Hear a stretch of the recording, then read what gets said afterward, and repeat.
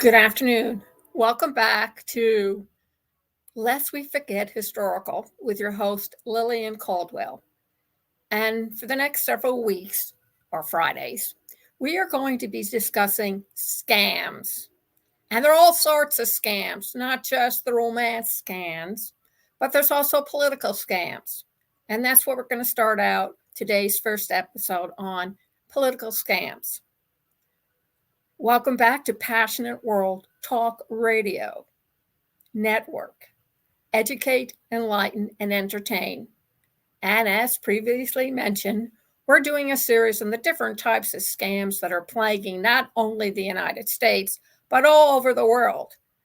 And to bring you resources and tips and additional information of how you can spot one or at least notice the red flags.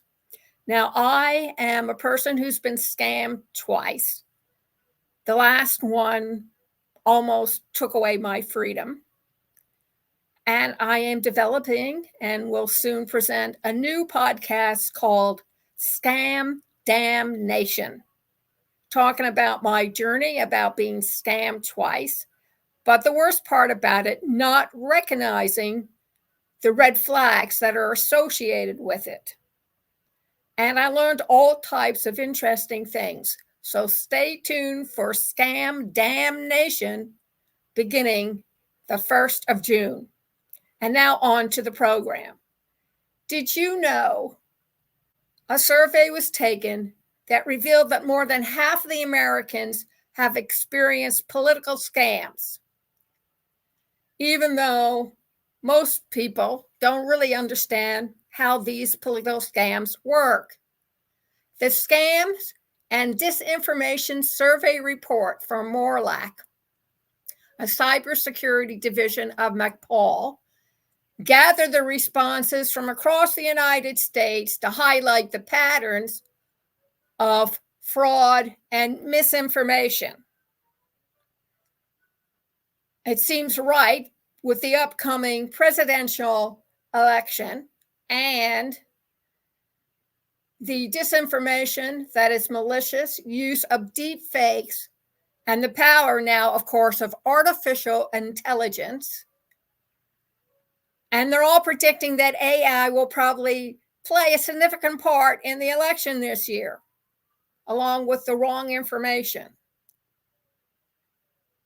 They give examples from fake Joe Biden robocalls to Russian and Chinese digital campaigns that aim to interfere with the elections. The cybersecurity industry and the government are on high alert when it comes to raising awareness among the U.S. voters.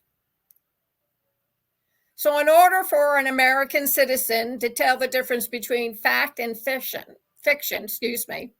and how these malicious widespread content is, researchers found that approximately 7 out of 10 Americans have experienced some type of scam in the past year, and more than half, 52%, encountered a political scam during the same period. 64% of survey participants admitted they had never heard about scams with deep fakes of politicians, and they weren't sure how they worked. Yet most expressed a high confidence in identifying fakes and disinformation. Really? Wow, I have trouble with that. Such a perception can pose substantial risks due to a potentially false sense of security, said Moonlock in the report, adding that individuals everywhere need to be prepared to counter digital threats. Apparently, young Americans are more susceptible to the scams, especially while on social media and dating platforms. Although a majority of people do not engage with scammers, 1 in 4 still interacts with them and has to deal with the negative outcomes. In 40% of the encounters, scammers use phone calls to reach out to potential victims.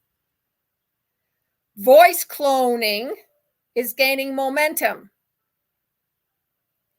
Email is still the preferred medium for criminals, though. Meta, the owner of Facebook, recently announced major changes to its policies on digitally creative and altered media. So be forewarned. So when did all this political scamming started? Well, the most recent, they cited Watergate with President Nixon. And it made headlines, and it eventually brought down Richard Nixon from office. Richard Nixon and his administration engaged in questionable activities to ensure his re-election in 1972. Does that remind you of somebody? He who should not be named. Thank you, Ms. Rawlings, for that. When these activities came to light, mostly through the reporting of Bob Woodward and Carl Bernstein, the administration then engaged in a cover-up at the highest level, sort of like your teenager blustering their way why they came home drunk or got a ticket for speeding. Facing the possibility of impeachment, Richard Nixon resigned from office in August 1974.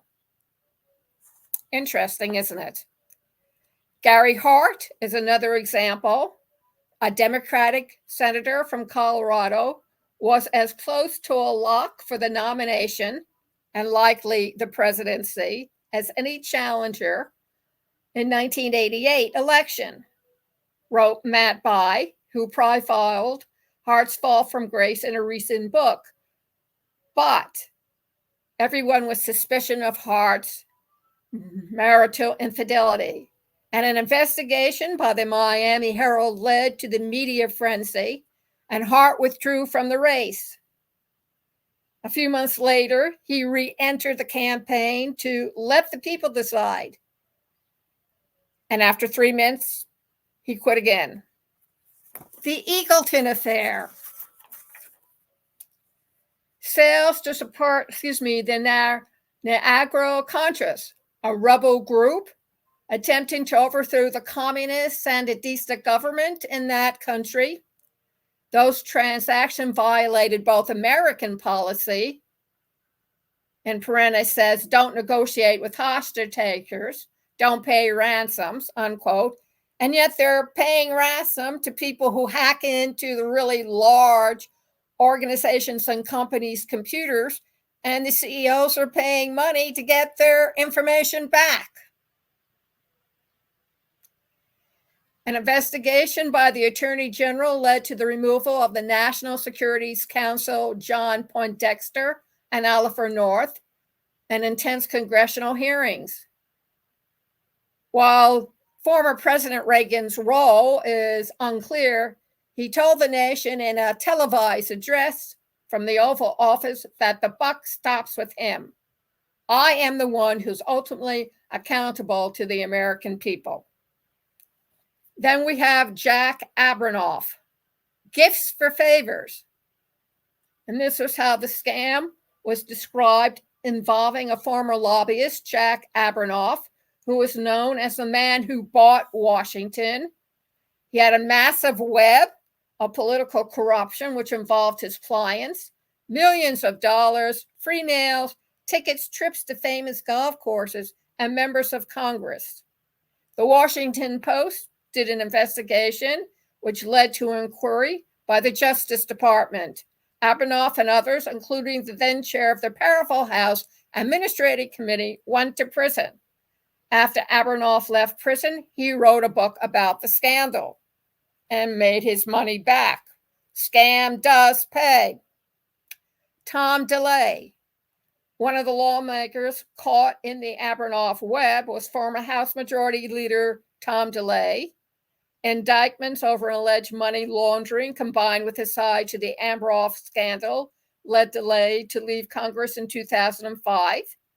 Grand juries alleged that a PAC set up by DeLay skirted Texas campaign finance laws in an effort to elect state legislatures who would vote for redistricting, legislation supported by delay. And the jury convicted him from Texas in 2010, from September 1973, that he will not resign if indicted. Agnew resigned in October in exchange for a plea bargain that kept him out of jail. Nixon appointed House Minority Leader Gerald Ford as Agnew's replacement, and we all know what Gerald Ford did. He became president of the United States after serving as VP. Yes. Fannie Fox and Wilbur Mills. Mix was a striptease dancer. I guess like Stormy Daniels. Yes. And a powerful member of Congress, and you get the makings of a political sex scandal. Representative Wilbur Mills, the chairman of the House Ways and Means Committee, was found drunk in a car at the Tidal Basin in October of 1974. In the car, too, was Annabelle Battisella, a stripper who went by the stage name Fannie Fox. After visiting Fox during one of her stage performances later that year, members of Congress pressured Mills to leave his post as Ways and Means chairman. He left Congress in 1976.